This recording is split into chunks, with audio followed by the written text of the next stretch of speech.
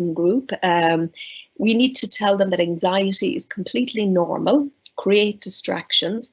I don't know a lot about TikTok challenges, but my teenagers tell me that this is quite the new trend for young people connecting with each other. Encourage them to focus on themselves and to feel whatever feelings they're having and to be kind to themselves and others. So another vulnerable group are those with pre-existing mental health issues. So again, if somebody is having some kind of an urgent mental health issue, some kind of a crisis, they need to know where they can go to get help. And usually the general healthcare facilities are better because, you know, we don't want patients to have to go to, you know, COVID-19 hospitals. Make sure that they've got access to their medication because we don't want them to have any kind of interruption in their medication or to discontinue it suddenly. A lot of studies have come out of China. We've heard that already tonight, and mental health disorders has also been studied. In China, what they found is that people with mental health disorders are generally more susceptible to infections like, for example, pneumonia. And unfortunately, once they do become ill and develop severe acute respiratory distress syndrome, they often do not find it easy to access timely care. And this could be because of discrimination. Also, their regular outpatient visits are disrupted and, you know, they're not being screened. So it's important that there is some kind of, you know, attention given to this during times like this, during epidemics and pandemics.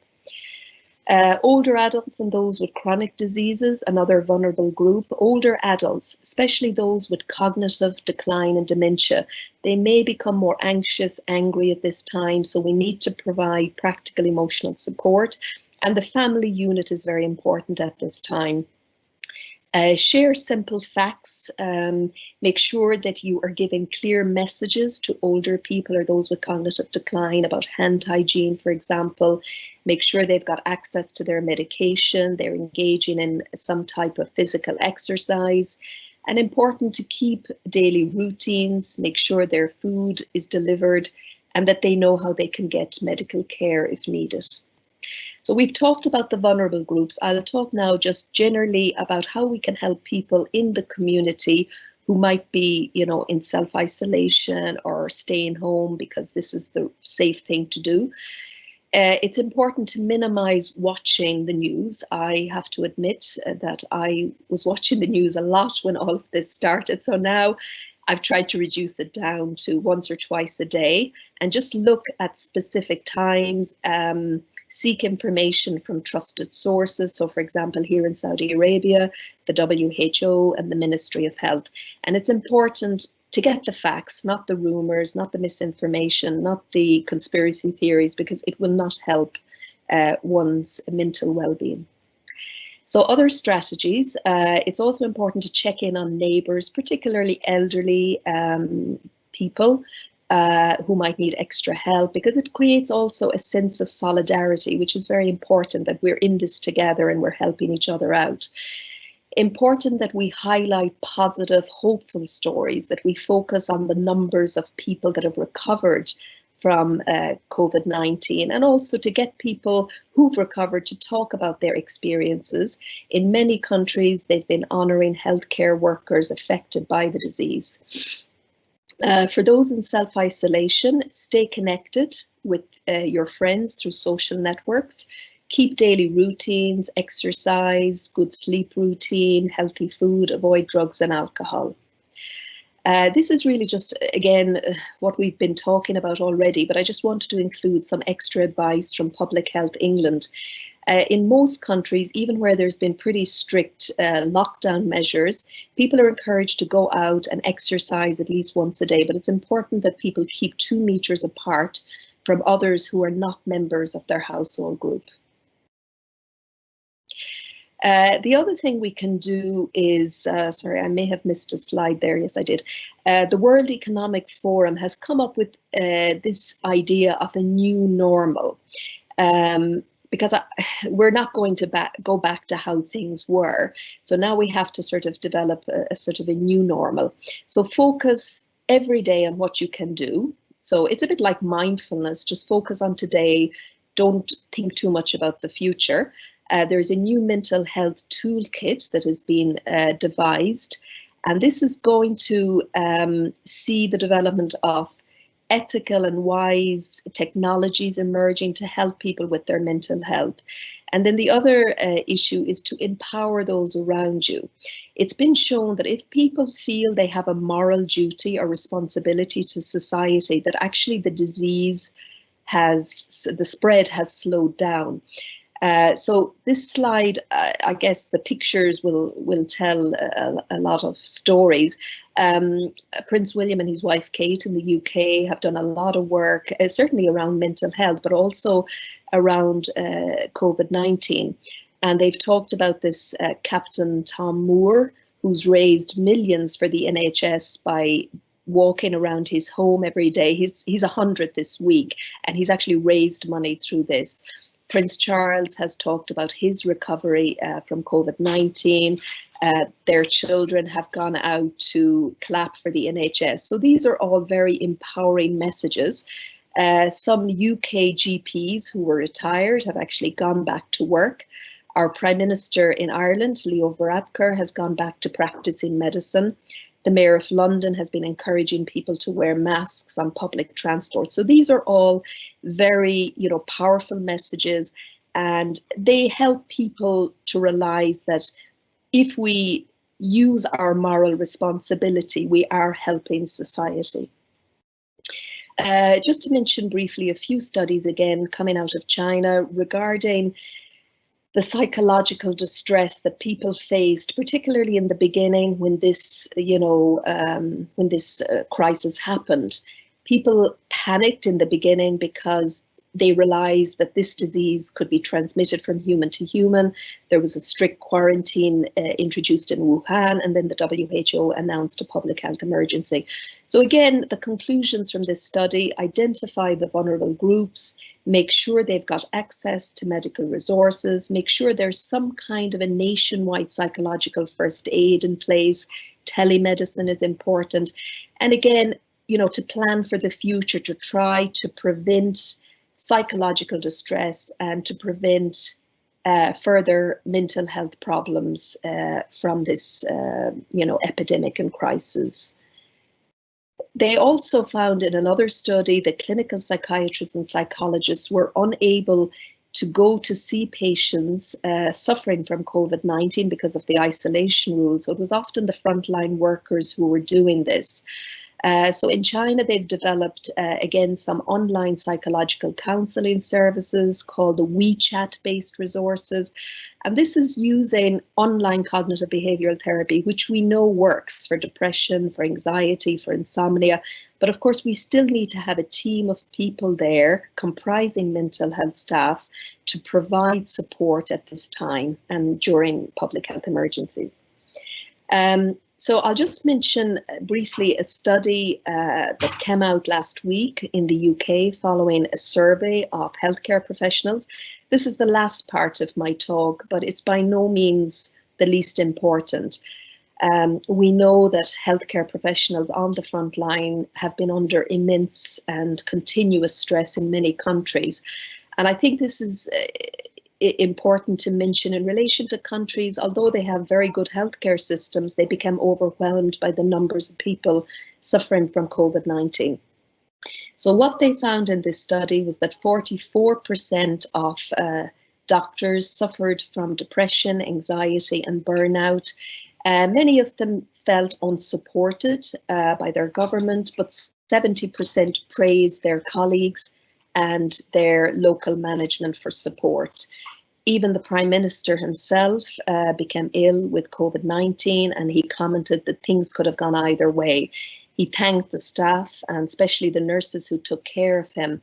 But something that we do need to remember, in this sort of crisis and pandemic, is that nurses who were often on the front line found it incredibly difficult because they were the ones providing all types of support to people in a very difficult position, sometimes People were dying without their family, and the nurse was there to support them. So nurses all over the world have done an incredible job.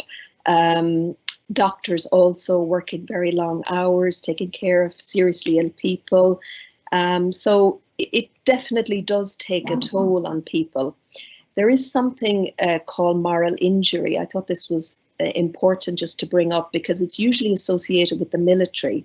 But actually what happens is healthcare workers who previously have not suffered from any mental health issue become negative and become guilty about what they've seen and what they've had to do during this crisis. So it's very important that managers support staff during this time, that they have regular contact with them, and when this crisis is over, that that support will continue.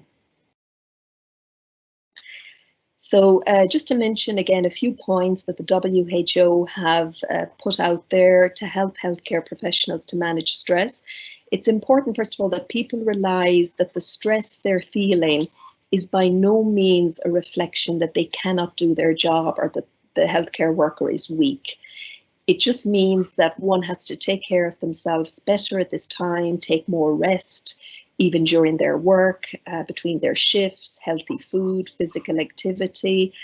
This is a very unique, unprecedented scenario, and you are the person who knows best how you can de-stress.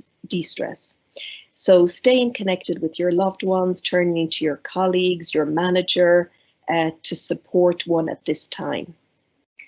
Leaders and managers in healthcare, good quality communication is very important. We're very fortunate at King Faisal to get regular updates from our CEO. Our chairman in family medicine gives us regular updates, and that's really important so that staff know what's going on. Rotating workers from high stress to lower stress functions also is recommended. So finally, just to talk a little bit about what's happening at King Faisal, there is a research project going on at the moment for employees, organised by the Saudi National Mental Health Projects team. And I've been asked just to encourage all of you, if you haven't done so already, just to fill in this survey. It is important because it will help in the planning of, support in the future. There's also a second project looking at individuals under quarantine, and there is a third study looking at the effects of COVID-19 on a Saudi population with and without mental illness. The resources that we have here at King Faisal, it's for the employees and their dependents. There's a psychiatry hotline, I think that was mentioned earlier, and then there's also some useful tips on the website that I have probably gone through already.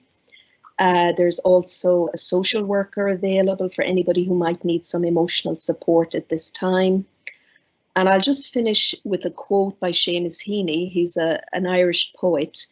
He says, "If we can winter this one out, we can summer anywhere." In Ireland, we tend to get very long, dark winters, and people often get quite depressed and fed up. So if we can get this, COVID-19 winter out of the way, we can look forward to summer. And of course, summer is already starting. Thank you very much. Thank you very much, Dr. Patricia, for your informative lecture. I have just one question. Do you recommend to screen the patient while doing phone consultation or virtual clinic consultation? Do you recommend to screen about mental health during this time? Yeah, I mean, right now we don't have any specific recommendations, but I think it probably is a good idea, especially if they are in the at-risk groups, like, for example, the frontline healthcare workers, elderly people, I guess even children, teens. We probably haven't been doing that much screening, but who knows, maybe in the future, we may have cases or suspected cases. So yes, I think it is a good idea. Thank you very much, Dr. Patricia. And I remind all the audience to put their questions so we can ask our speaker to answer it. We will move to the next topic, and I'm pleased to have Dr. Ahmed Sharif Mahmoud. He's a consultant in family medicine in King Faisal Specialist Hospital. He's associate professor in Al Faisal University, and he will talk with us about how to triage a patient during COVID-19 pandemic that they show up mostly with urgent issue in primary care. With no further delay, I would please Dr. Mahmoud to start your lecture.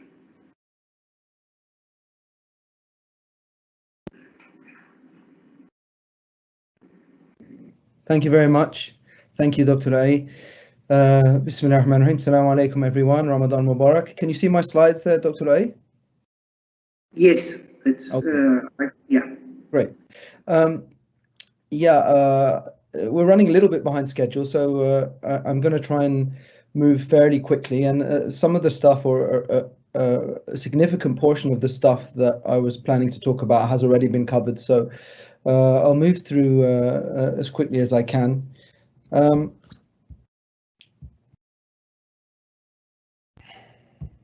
Okay, so the objectives, I'm just going to describe some approaches to remote and on-site triage. So I'm going to look at remote triage and on-site triage of suspected COVID-19 patients.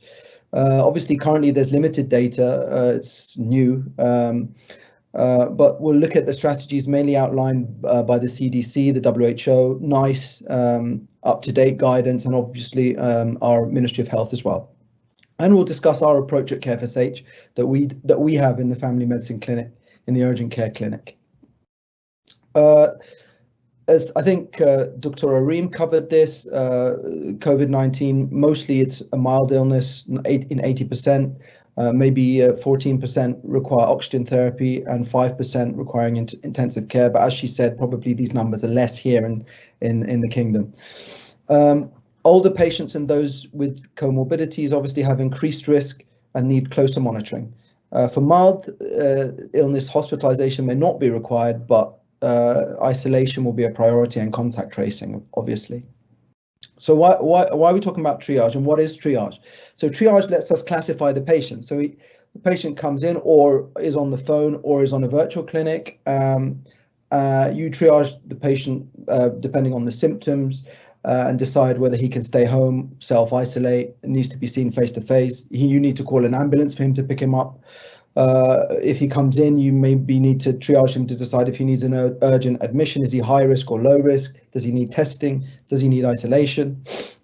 This is a type of triage that the Ministry of Health have been doing online on an app. I think it's called Mowide app, where you can go on and fill in these. There's an Arabic and an English version. You fill in, you answer the questions, and then depending on the answers, you might be asked to go and be tested, or you'll be reassured. Actually, they've had 600,000 people fill these in and found 15,000 potential cases which were tested, and 270 positive. So actually the online triage seems to be working. It's a nice idea. Talking about remote consultations, it's something that's really grown recently. Obviously, virtual consultations. Dr. Qusay was talking about virtual learning. We've also got virtual telemedicine and virtual consultations. And studies have shown that patients and physicians will communicate very similarly via video as they do in face-to-face consultations. So it's a useful tool, especially in this situation. A remote consultation can be by telephone, which is familiar. We know it. It's really good for mild symptoms, for advice, uncomplicated patients. Video gives you more information. You get diagnostic clues. You can see if the patient's breathing heavily. You can see if the patient looks really unwell. Something we call a therapeutic presence, which is just the fact that you have a doctor in front of you and you can see their face. It makes some people feel more comfortable, especially the more anxious patients. And obviously for sicker patients, video would be better than telephone. The WHO and the CDC both recommend that if testing capacity and adequate PPE supplies, widespread use of testing is better. We've all heard this, the head of the WHO say test, and that's the recommendation. Test any suspected cases, and that's what we do. We test all suspected cases because our policy is admit, or isolate and contact trace. So there are regions in the US and Europe where they have widespread transmission, where they may choose to manage presumptively. So they call the patient, they say they've got the symptoms, this looks like a COVID, stay at home, isolate without testing. But here our policy is, as recommended by the WHO and CDC, we test all suspected cases so that we can contact trace and try and control community spread. So what have we done in family medicine? We've established a hotline. Dr. Abdullah spoke about this, a family medicine COVID hotline. Patients can call us, they can text us. We can discuss, advise them, we can discuss care, we can discuss how to avoid as much as possible and prevention of COVID. Then we can book for a telephone consultation or a virtual clinic if we feel they need. We can advise them to come in for a test if we feel that they need it. We have a low threshold for testing, as we just discussed, and discourage as well any unnecessary urgent care or outpatient visits. So obviously we don't want asymptomatic patients coming in. Our cardiac patients, our diabetics, our cancer patients, any patients who are immunosuppressed, late pregnancy, patients who might be really adversely affected by the COVID-19. So we're trying to we would try to use telephone and virtual clinic to deal with their issues and discouraging them from coming unless they had worrying symptoms. Just a quick few slides on remote consultations. So virtual or telephone consultations, the important points are I introduce an identity check. You want to do a ballpark assessment. You might turn on the video consultation, find the patient looks really sick and decide this patient just needs to be seen. Just stop the consultation there, you need to come in. The golden minute is what we call the first minute of the consultation, where the patient is allowed to talk. This is very useful. You can assess, can they finish a sentence? How are they breathing? Especially on the video consultation, it's excellent. Their color, very useful for triaging for a respiratory patient, and to get their ideas and their concerns and why have they called you to assess what the patient agenda is. And then you move on to further assessment. Obviously history taking. So the main things with the COVID would be the temperature, highest, how long, cough, is it dry or sputum, shortness of breath, and obviously then the exposure risks. So has the patient had any contact? Has he traveled? Is he or she in a high risk region anyway? Have they got risk factors that we discussed, cardiac and respiratory problems, etc., cancer patients, immunosuppressed? The most common symptoms, as you all know, cough, fever, shortness of breath, and less commonly, most of the flu-like syndrome. And anosmia is an interesting one because recent studies have shown that it's actually very common as an early symptom that patients lose their sense of smell and sense of taste. So that's an interesting one as well. This is a study that was published in JAMA. It was early, 140 patients hospitalized with COVID in Wuhan. These were the numbers that they got for presenting symptoms at the onset of the illness, not when they got really sick, the first symptoms.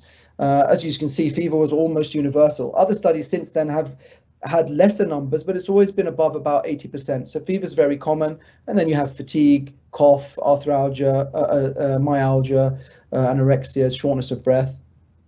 Standard symptoms. Red flags, which are really important, especially if you're doing a virtual or a telephone clinic. Obviously, anyone's having difficulty breathing, chest pain, cyanosis or confusion, or any signs of shock, reduced urine output, clamminess, sweatiness, they need to come in and see you. They need to come in and see you. High risk conditions. So if a patient is over 65, is over 80 or worse still, over 80 years, diabetes, obviously heart disease, cardiovascular diseases, lung diseases, immunocompromised, HIV, obviously these situations would make you much more concerned, and you'd be much more likely to bring the patient in and see the patient face to face.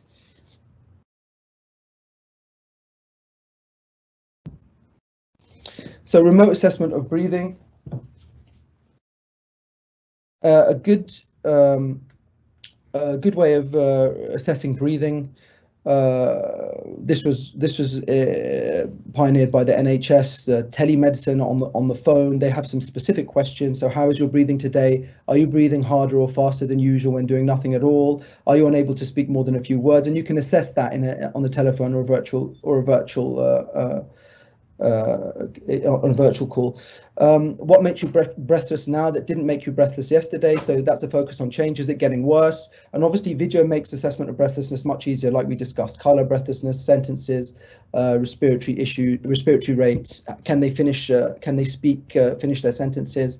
Gives you a much more detailed assessment. Broadly, we categorize patients, CDC, NICE, up-to-date, NHS, all the tele-triages are trying to categorize patients into three categories: mild, which can be managed from home, self-care, safety netting; severe, which need admission, need to go to ER, need urgent admission, and probably need ambulance transfer; and then moderate is somewhere in between, which is the grey area, and these cases would always need some kind of face-to-face assessment for further clinical assessment.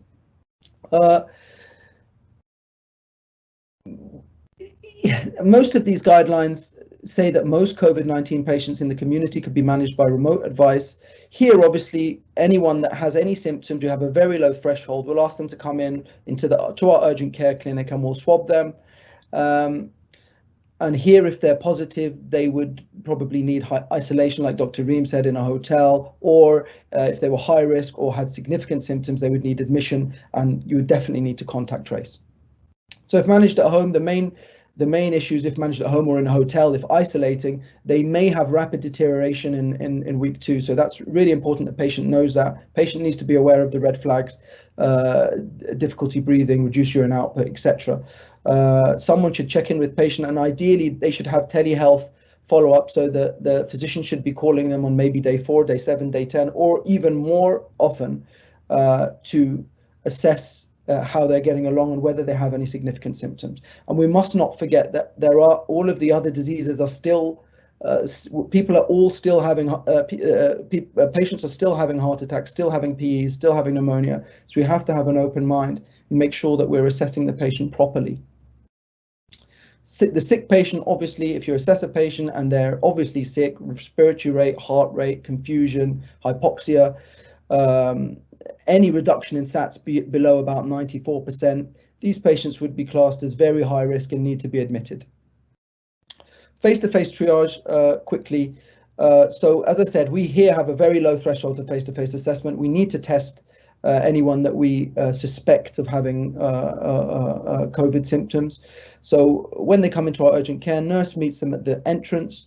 All patients wear a mask. The SARI score is done, and we'll come to that quickly shortly. If the SARI score is 4 or above, they'll go straight to an isolation room. They'll skip the triage room. They'll skip the waiting room. They'll have their physician assessment done there, and they'll be classed as high risk. If the SARI score is 3 or less, and they haven't got any upper respiratory symptoms, they could be seen in a normal workflow. So they're separated. The high risk and the high risk and the low risk patients are separated. These are the kind of advice posters that you might have in your waiting rooms and in your urgent care center.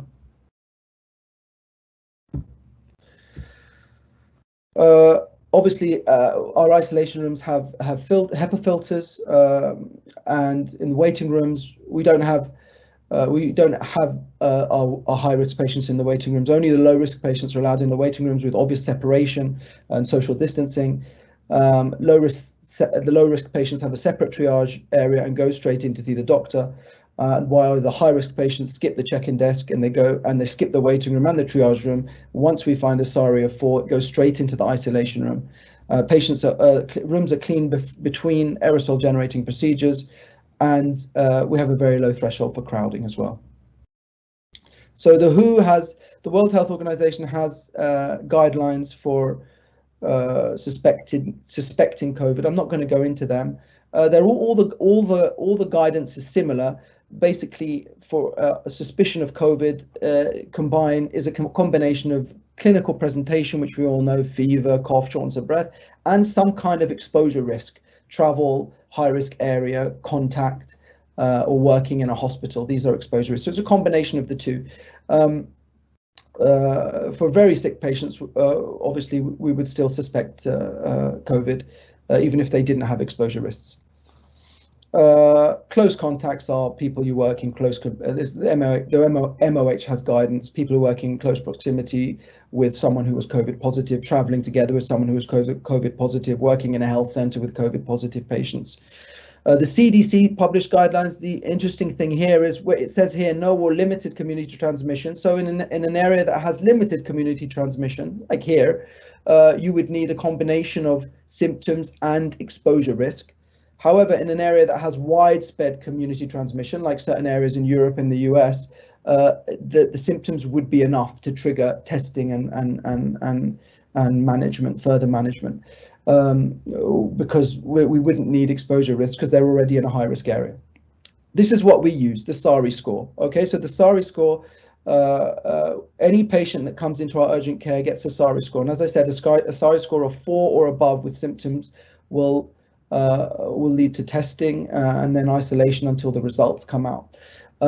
So the SARI score involves here the symptoms, so the fever, shortness of breath, cough, they each score 2, nausea, and risk factors, they score 1, and any of these exposure risks, travel, high risk area, which Riyadh is 1 actually currently, physical contact with a patient, any of these exposure risks give you an extra 3 points.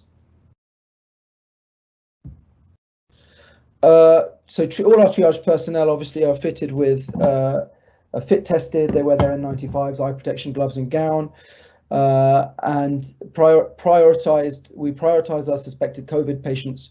All patients are given face masks. All patients are screened with SARI and temperature, and then either high risk, they are either high risk flow or low risk flow, and symptomatic or high risk patients go straight into the exam room with a closed door.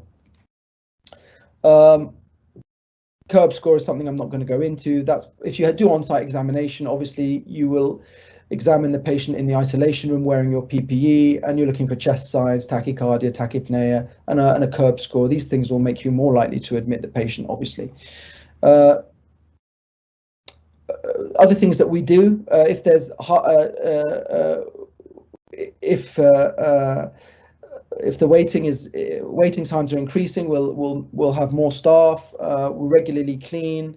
We separate the cohorts, like I said, so we have a high risk cohort and a low risk cohort, and we make sure that they're separate. And even the staff, so staff assigned to isolation room stick to the isolation room. Staff assigned to the low risk patients will stick to the low risk patients.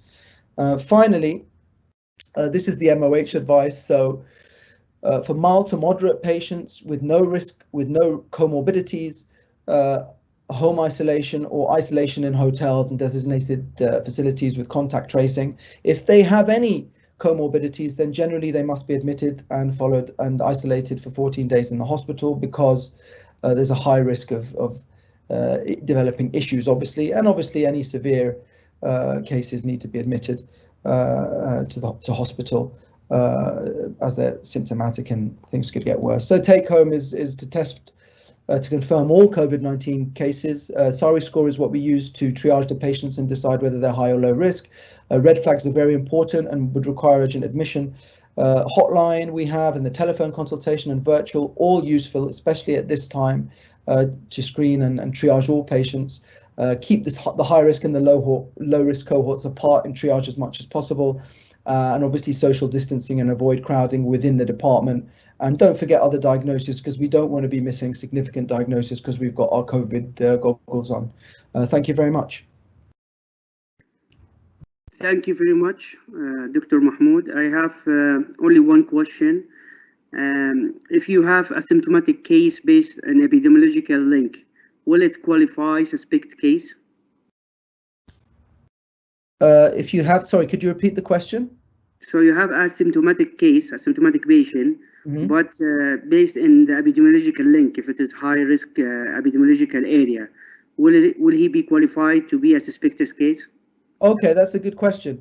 No, I mean, it's a suspected case has to have a SARI score of 4 or above, but also a symptom. They have to have a symptom, okay? Unless we're talking about contact tracing, that's different. Contact tracing is different, and Khalid and Nafa is going to talk about that later. But if we're talking about suspected COVID, we're talking about symptoms plus or minus exposure risk. So they have to have a symptom to suspect the COVID and test it.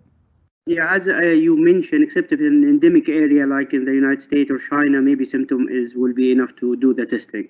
Yes, symptom alone would be enough to do the testing, but just having, because I think the question was if he has a lot of exposure risks without symptoms, would you test? No, he'd have to have. Just to clarify. However, in China or America or the UK, if he had symptoms without any other exposure risk, he would be tested. He should be tested, according to CDC, WHO.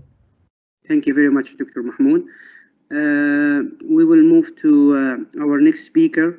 Our patient with comorbidity as congestive heart failure, diabetes, hypertension, their medical care will continue during this epidemic. How to deal with these patients during this time regarding their acute issues, their medication refill, blood test, etc.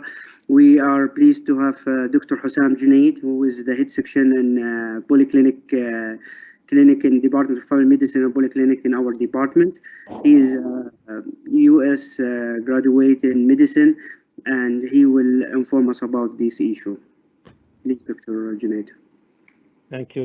Can you see my presentation? Yes. Okay, very good. So thank you everybody for staying with us so late. I'm gonna try to actually be quick, and many of the things that I'm gonna talk about were covered, or some of them were covered already by the previous speakers.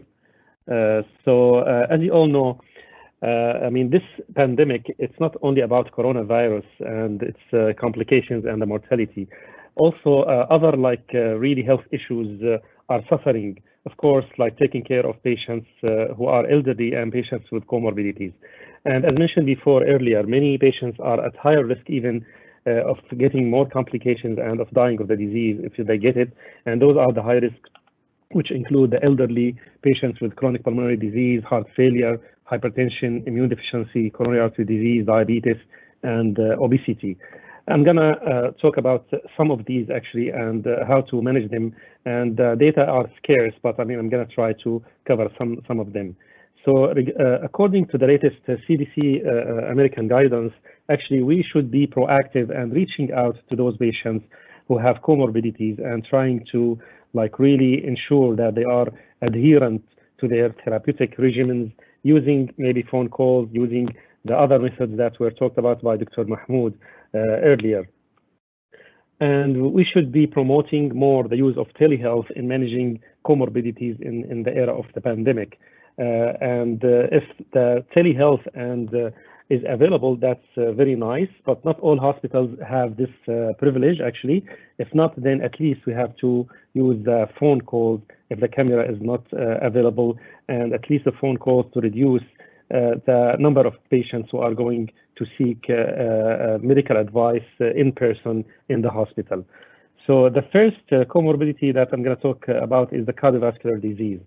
You know, the cardiovascular disease is vast, actually, diseases which are included, and they are important in this pandemic because actually they are common with patients who are infected with COVID-19. And also, the presence of cardiovascular disease will increase mortality in those patients, unfortunately, and that increases with age, of course. And that's the infection itself will increase the myocardial damage and the cardiac arrhythmia. This is why it's very important to manage those patients well, even before they get sick. And even some of the medications that we heard from Dr. Al-Maghribi about will have some cardiac side effects, including arrhythmia. The pathobiology of the coronavirus actually is related to and it is dependent on the ACE angiotensin converting enzyme 2 receptor before entering into cells, and that make it actually important. Some of the medications that we are going to talk about, and this ACE2 receptors are usually found in the lungs, heart, and vessels. And this is why actually cardiovascular disease maybe is likely involving the dysregulation of the RAS ACE2 system because of the infection, especially in patients who have hypertension and cardiovascular disease. This is a diagram which is showing that the virus, when it comes and enters into the cells, it needs this ACE2 receptor to enter, especially where ACE2 is available, like the lungs, the heart, and the vessels. As we know, or as it's now known by the few studies which are there, actually, the cardiovascular disease can also happen in patients who are infected because of the acute lung injury and the strain on the heart, or because of the direct effect of the disease, or because of the cytokine release storm, which Dr. Reem talked about, which will release some cytokines, including interleukin-6, which can lead to more cardiovascular disease. And now some of the studies which are actually going on is targeting interleukin-6 as a potential therapeutic in this disease.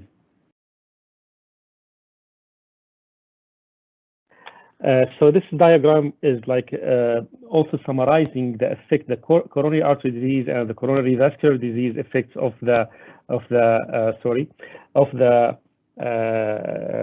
COVID-19 on the coronary on the cardiovascular system. It might affect the arrhythmia, it might lead to heart failure, it might cause even acute coronary syndrome, and this is by direct effect on the endothelial cells, or by causing inflammation, or by causing myocarditis, or by the cytokine storm and its effects and the effects of the cytokines on the vessels.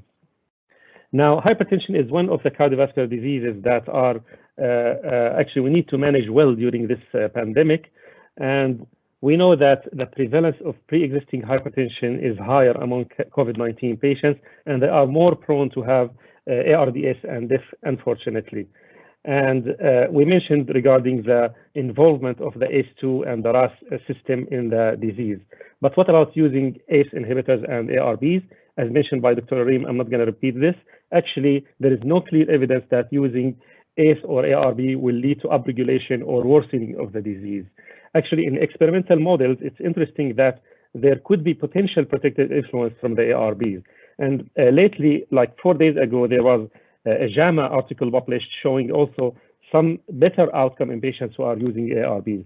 So to make it short, there is no enough evidence to support stopping those medications in patients who are using them already, unless there is another indication to stop the medication like hypertension or hyperkalemia.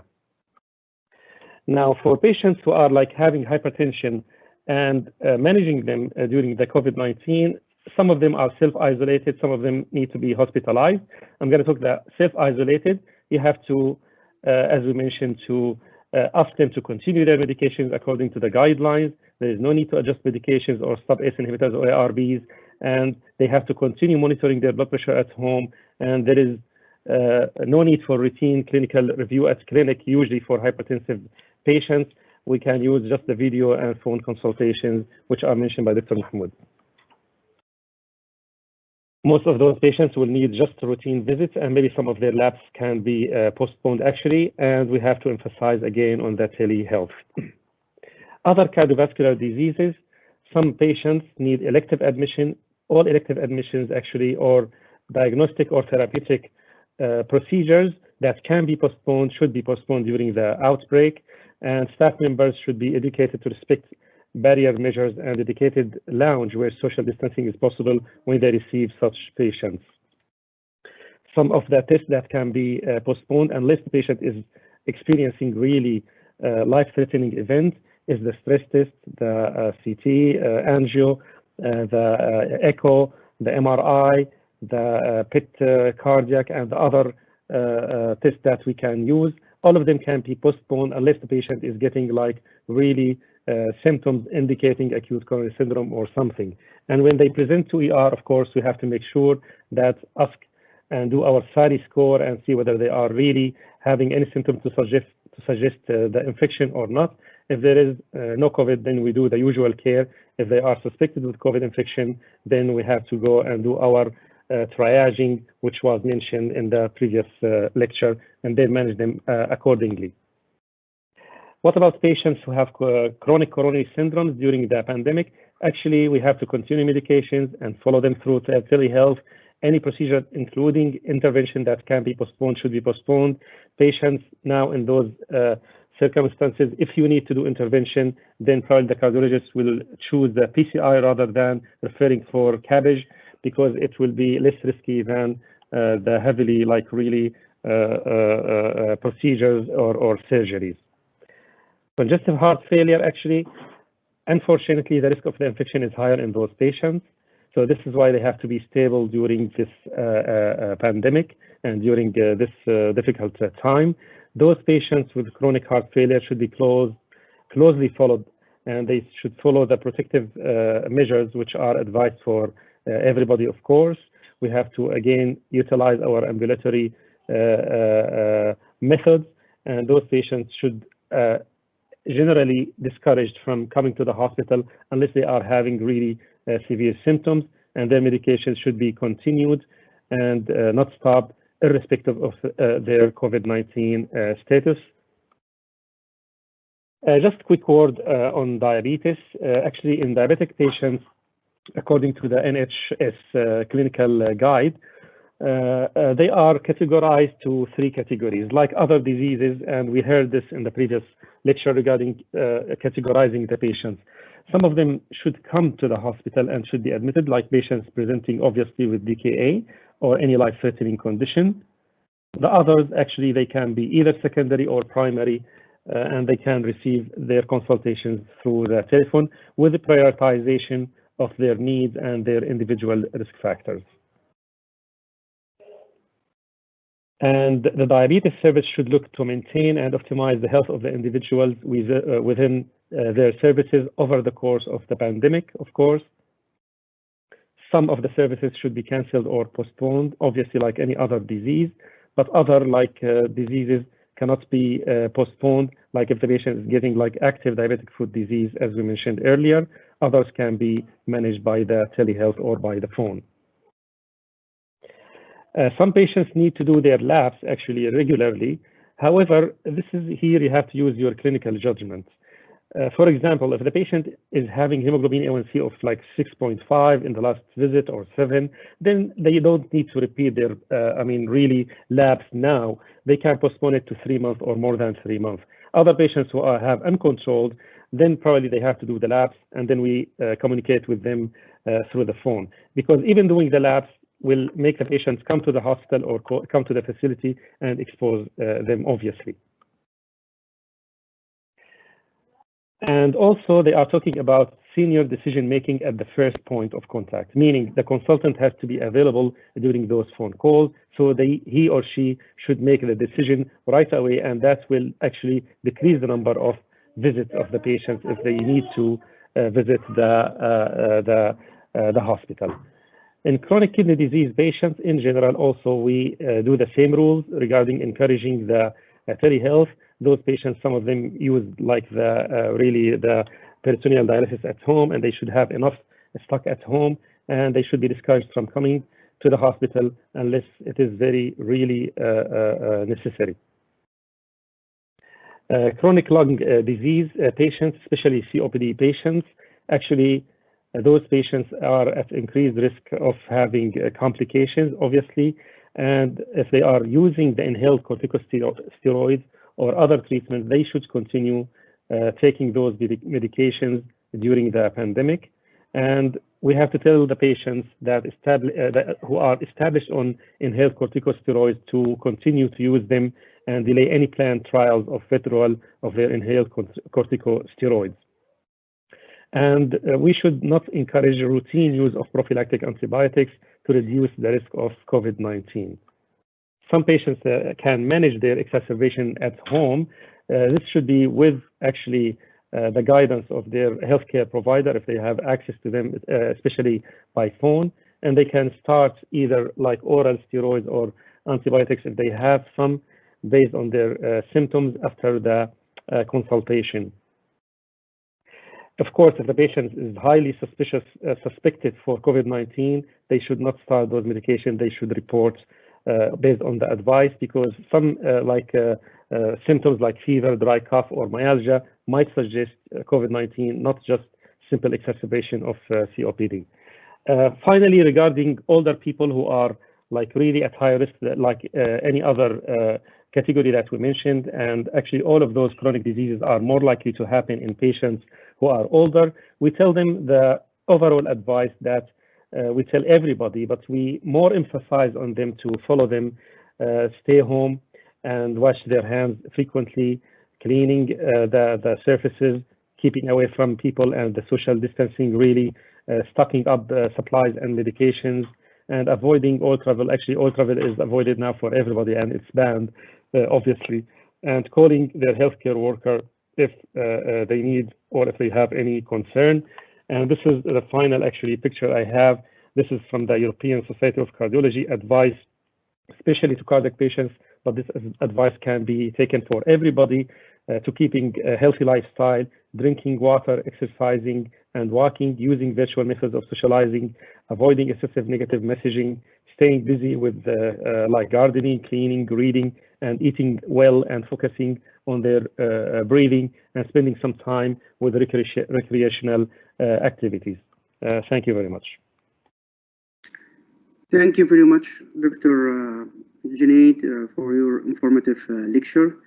We are almost at the end of our webinar. We're moving to our last lecture. Health worker is the fourth liner during this epidemiology, and their safety is mandatory. And we are pleased to have Mr. Khalid Al-Nafi, who is Associate Director of Infectious Control in King Faisal Hospital, and he will guide us in general precaution for healthcare provider during the COVID-19 pandemic. Thank you, Dr. Basudan. Assalamu alaikum wa rahmatullahi wa barakatuh. Thank you for the organization committee for inviting me to be a speaker today with you. Thank you for all the audience that they stay late until now. I promise you that my presentation, it will be very smooth. Most of the topics that I want to tackle being tackled by my colleague in the previous presentation. Can you see my presentation just to make sure? Yes. Okay.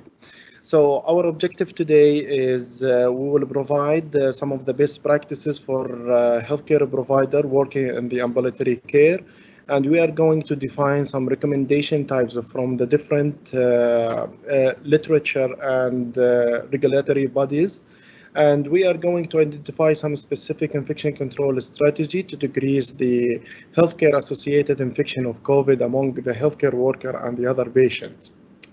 And of course, we are going to talk how to manage the suspected and confirmed case in the ambulatory care and how we are going to prevent the spread of the infection.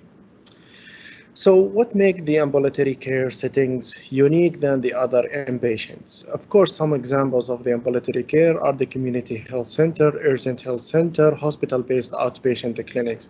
But what really exactly makes these unique is it's the portal of entry of the patients. So most of the patients, they will come to the emergency or to the family medicine or to the appointment at the clinic and then turn to be highly suspected for COVID-19, and then everybody is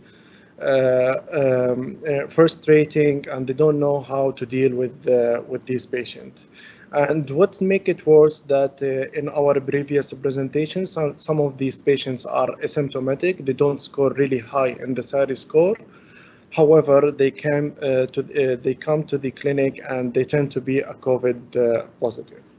So quickly, just a background about the virus. It's one of the large family of the viruses, which has a lot of other coronavirus strains.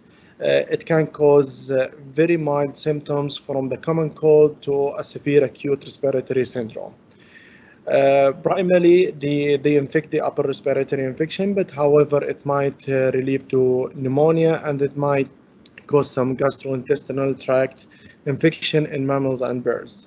And just to let you know that it's a positive stranded RNA virus from coronavirus family. This is one of the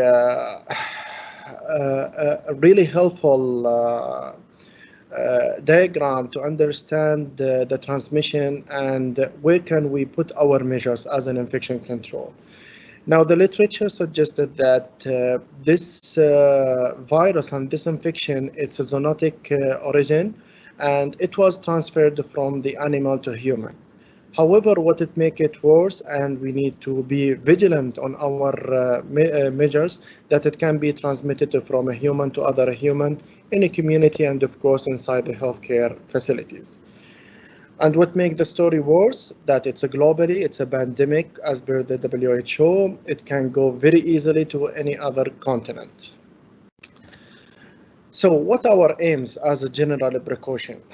There are four major aims for our general precaution that I'm going to tackle it.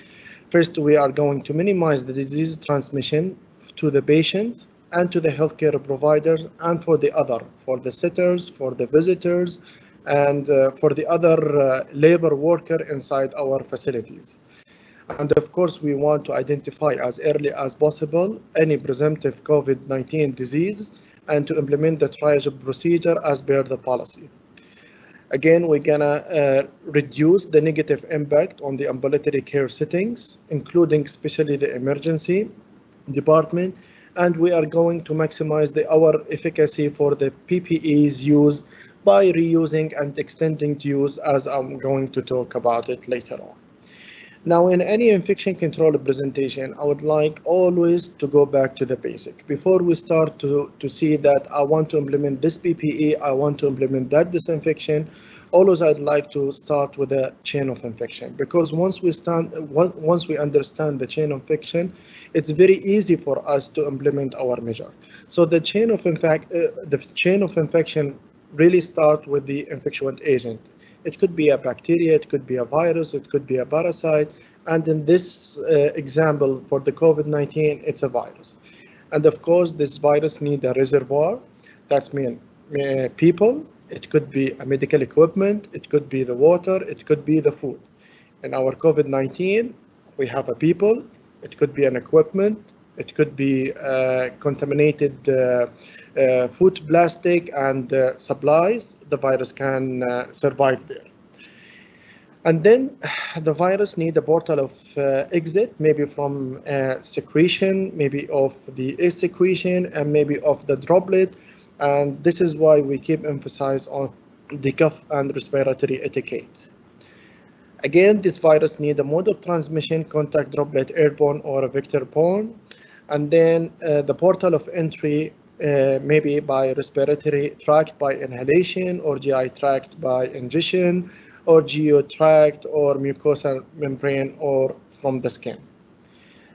And again, also we need a susceptible host, cancer patient, elderly patient, diabetic patient. As Dr. Junaid mentioned, a lot of these patients has a comorbidity when they come to our clinic. Now, our aim to break this chain of infection. Now, if we want to control the infectious agent, what we need to do is the prompt treatment and decontamination of the area, and of course the rapid ID and the identification of the organism. If we want to control the reservoir, then we need to emphasize on the good health and hygiene, environmental sanitation, and of course the different method about disinfection and sterilization for the medical equipment and the other supplies inside the clinic. For the portal of exit, again, we want to practice hand hygiene, proper attire, waste disposal, and control of the secretion by the isolation precaution. Mode of transmission, again, hand hygiene, some environmental control like the airflow control, of course, disinfection, sterilization, and the isolation precaution.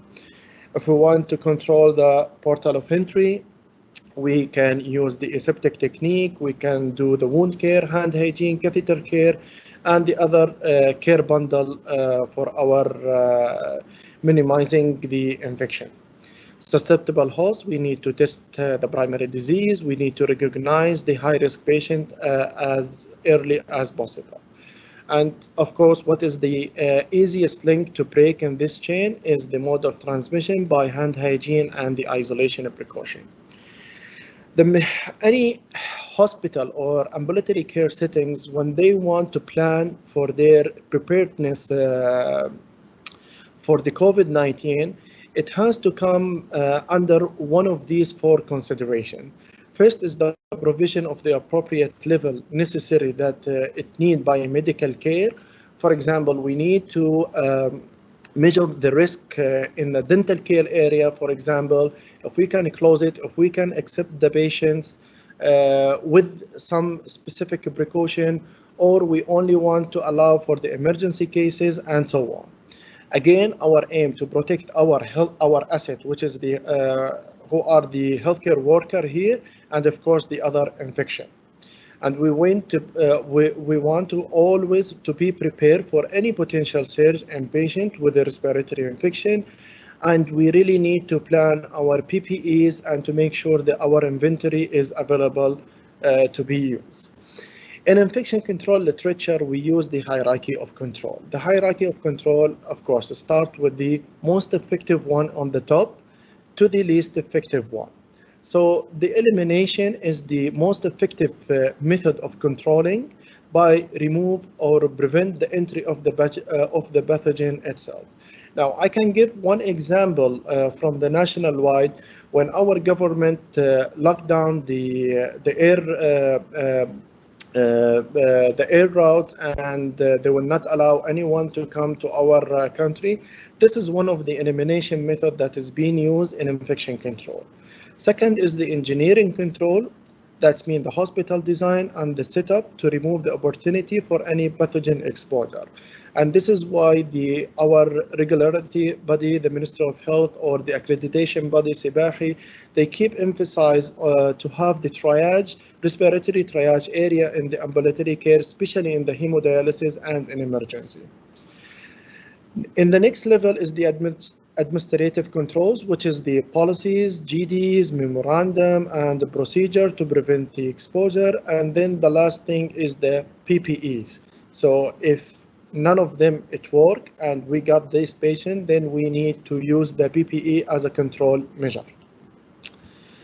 So as I said, engineering control, we need to have an effective triage for a suspected respiratory case. We need to use the thermal scanner at the point of entry. We need to implement the respiratory pathway, and we need to do an audit for that pathway always. We need to make sure the availability of the negative pressure room in the clinic. And if we need to admit the patient, we need to have a dedicated regular or ICU bed for COVID-19. Again, we need to organize the PPEs to make them available in the donning area for the healthcare provider upon entry. And we need to make sure that the availability of the hand hygiene sanitizer dispenser around, and the signage for any workflow or educational material. Some of the administrative control is the operational procedure to prevent the exposure. Again, we need to do a training. It's one of the crucial subject during any pandemic. We need to again retrain the healthcare worker on the donning and the doffing based on the infection control practices. We need to make sure that the housekeeper and the nurses, they know how to deal with the body fluid spillage. Again, for the housekeeper, how to disinfect the floor, and the nurses, how to disinfect the used equipment for that patient for a phlebotomy, and how to prepare the sample and how to transport it safely from the clinic to the lab. And again, all of that we need to have a monitor plan and to do it on a regular basis to identify any gap in our process and to work on it. So when we receive the patient, we need to evaluate him if there is any history or any symptoms. We want to make sure to ensure the patient with the symptoms have been diagnosed or managed through the respiratory pathway. And we need to identify a separate well-ventilated space to accommodate those patients if we have a surge of patients. So we need a dedicated respiratory waiting area for those patients.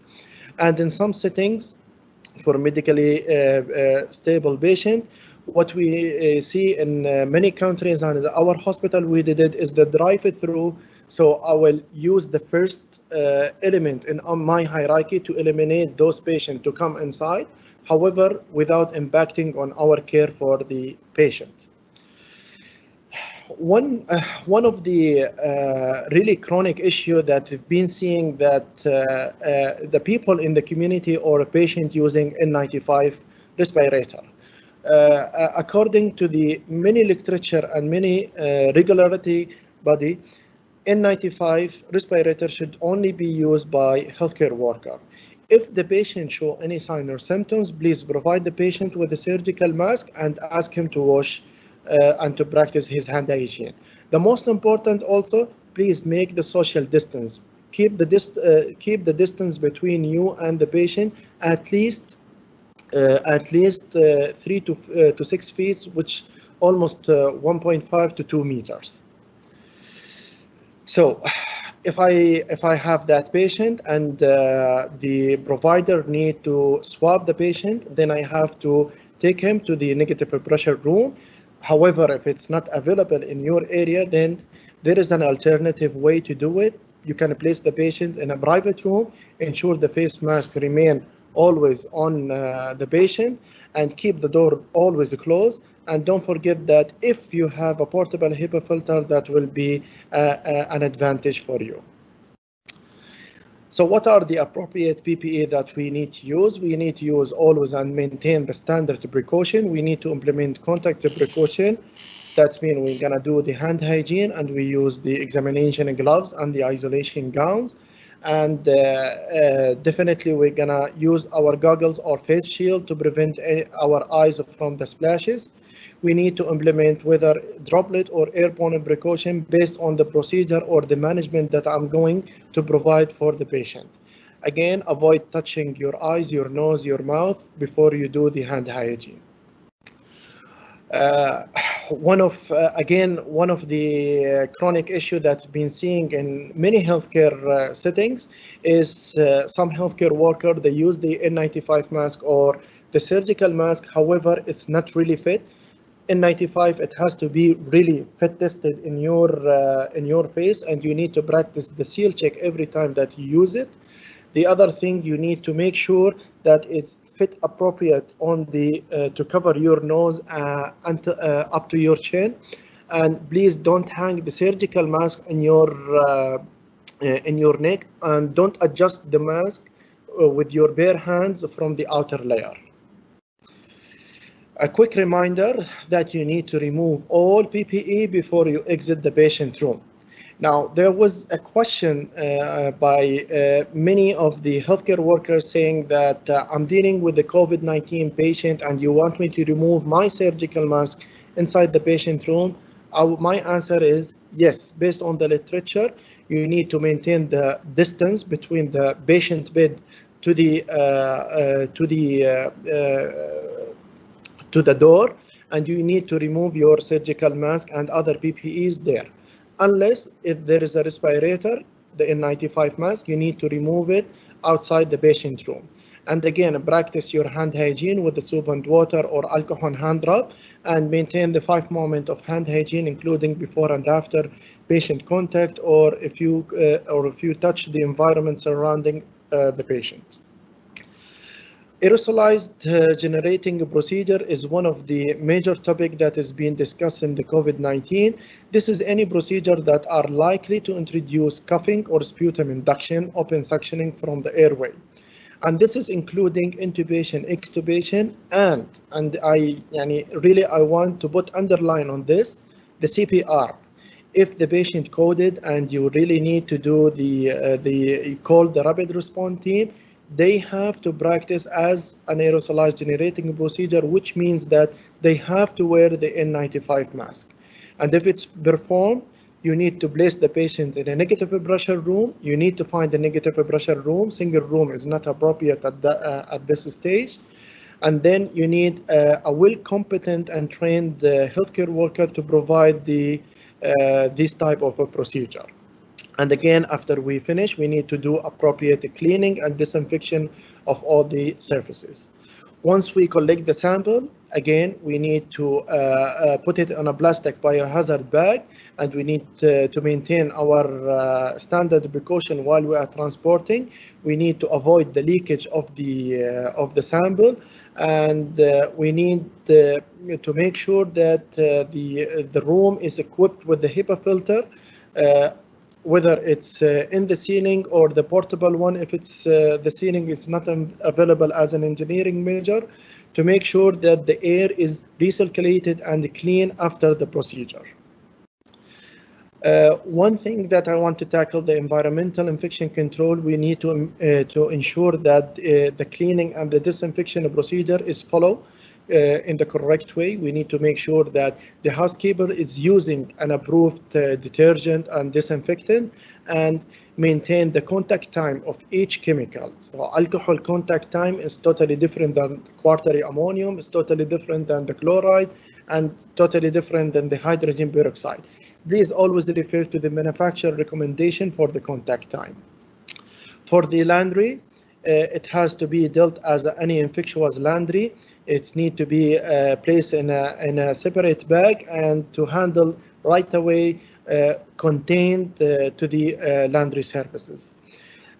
Always we will use the standard APA registered, preferably hospital grade disinfectant. And if the APA register, if the APA detergent is not available, there are many alternative detergent that we can use as per the manufacturer recommendation. Basically, with a couple of the slides that are coming, I'm going to summarize the top recommendation: triage early and do a recognition for any suspected patients. Always emphasize on the hand hygiene for the healthcare worker and for the patient, respiratory hygiene, and use the surgical mask by patient with the respiratory symptoms.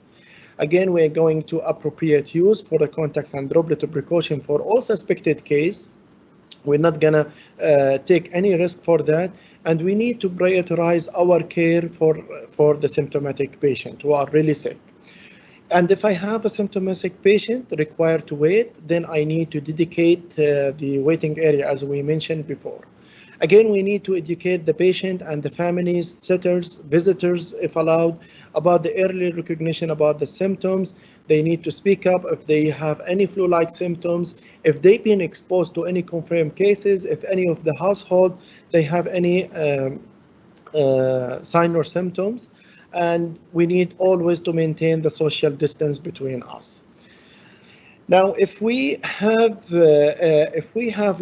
like now a big surge, a big number of COVID-19 on the country, so what are our reaction to be as a healthcare provider?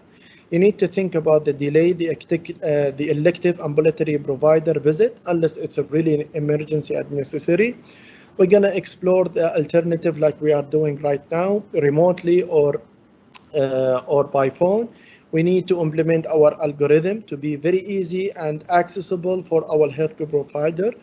And we need to prepare our facility for safely triage and manage the patient with the respiratory illnesses. And we need to make sure what is our capacity if a big surge happened to my hospital. And if I exceed this number, what is my surge plan? Where I'm going to route these patients. Again, we're gonna work with our local authority, which is the Ministry of Health and the Saudi CDC, and with the other healthcare organization. Maybe we can divert these asymptomatic patients to Ministry of Health to be accommodated in hotels or some home isolation. For our healthcare worker, we need to monitor our healthcare worker for any sign or symptoms, and we need to keep the log sheet for them and need to be documented on a daily basis. Again, supplies is really crucial in this pandemic. We need to make sure that our PPE is available, and if we are going to have any shortage with one of the PPE, then we need to put a plan for the optimization of our PPE. And if we have to select now the PPE now, because of the commercial planes and many country borders are closed, so we shift to other companies, Chinese companies, and we want to select our PPE.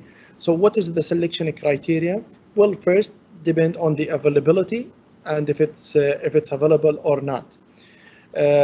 Second, then we need to see our gowns and coveralls. For example, if we could not find the gowns, then we can use the coverall as a barrier for our clothes and our body. Again, we need to retrain the staff about the appropriate use of the mask and the puffer. Then we need to do an adequate coverage evaluation if my PPE is really covered the correct area. For example, some of the face shield that if you put it in your forehead, it only reached to your nose, okay, and it's not covering your mouth, which is not acceptable in this situation. We need to make sure that the material is a protection for a mucous membrane, and we need the ability to move and to work with the PPEs. Some of the puffer machine and coverall that we really trial it in our hospital. The feedback came from the healthcare worker that it's really easy, or I feel very hot inside this hood. Then we need to find any alternative one. Staff acceptance is one of the major successful for any selection of the PPE. Last thing, there are many literature from the WHO, CDC, and even the Saudi Ministry of Health about the reuse and the single use or extended use of our PPEs. I will give an example for N95 mask because we have a severe shortage on a national level. So what we are encouraging people right now to reuse it for the same patient in the same shift with some recommendation, or to extend use it for other patient who has the same symptoms. Like if I'm a nurse taking care with the 3 COVID-19 patients, so I can use the same N95 mask with some precaution. The last thing is the decontamination of the PPEs, and which we have some approved literature to use the hydrogen peroxide vapor or the ultraviolet or even the ethylene oxide, but I'm not sure if it's available in our country. I think it's prohibited to be used because it's a carcinogenic. And there are a lot of protocols that is being published by companies like 3M. They publish how to decontaminate your N95 mask and how to do the efficiency test after you do the decontamination to make sure that the N95 mask is doing the filtration. Now we did all the measures. However, in case that if we identify a case in our ambulatory care settings, so what we are going to do now, it coming to the step to the contact tracing that we need to really sure and to track the patient from the point of entry. Who saw the patient? How did they see the patient? And actually, there are 4 measures that we really need to ask each healthcare worker about. Okay, number 1 is did the patient have a surgical mask or not? Did the healthcare worker has a surgical mask or not? This is 2 really crucial things for the contact tracing. Number 3, the prolonged contact. Did you contact with the patient for more than 20 minutes, or you just being a clerk at the desk and you just register an opening encounter for the patient and you give them their tag to go and seek the medical condition. And now if the contact happened, was that contact very close, less than 1.5 meter distance or not? Now based on these 4 measures, we are going to do our risk stratification based on the Ministry of Health guidelines. We're going to stratify them by low, medium, high. Low, that's mean I'm gonna tell the healthcare worker to do a self-delegation supervision. He can get back to work immediately if he is asymptomatic. However, I need to monitor him and I need to make sure that he's documenting his signs or symptoms on a daily basis for 14 days. For those people who have been identified under medium, we need to screen them immediately, exclude them from the work until the result comes out.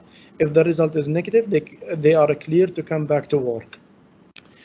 For the high, That means if a healthcare worker has a prolonged contact, really close and unprotected, then we need to swab them immediately, and we need to exclude them for 14 days from the last day of exposure. And after the 14 days, if the patient did not have any symptoms, then the swab needs to be repeated before he gets back to work. So our conclusion: always practice the hand hygiene, cough etiquette, respiratory hygiene, and the isolation precaution at all the time. Always be vigilant on any respiratory symptoms. And as we said, an ounce of prevention is better than a pound of cure. And thank you so much.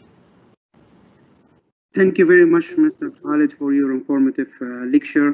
I hope it's answered a lot of questions for healthcare provider. I have one question. Should we wear N95 mask with all patients suspected for COVID-19? And when we should dispose the mask, after each patient or after we finish the shift? Okay. As per the Ministry of Health and the WHO, for any suspected or confirmed the COVID-19 patient, what you need to wear is the surgical mask with the face shield. Of course, with the gloves and the isolation gown. However, now, if the patient in ICU and need to be sampled or intubated, extubated, then an N95 mask need to be used at that time. Now, when to dispose it? Surgical mask is a single use. Once you use it, enter the patient, go out, you need to throw it away.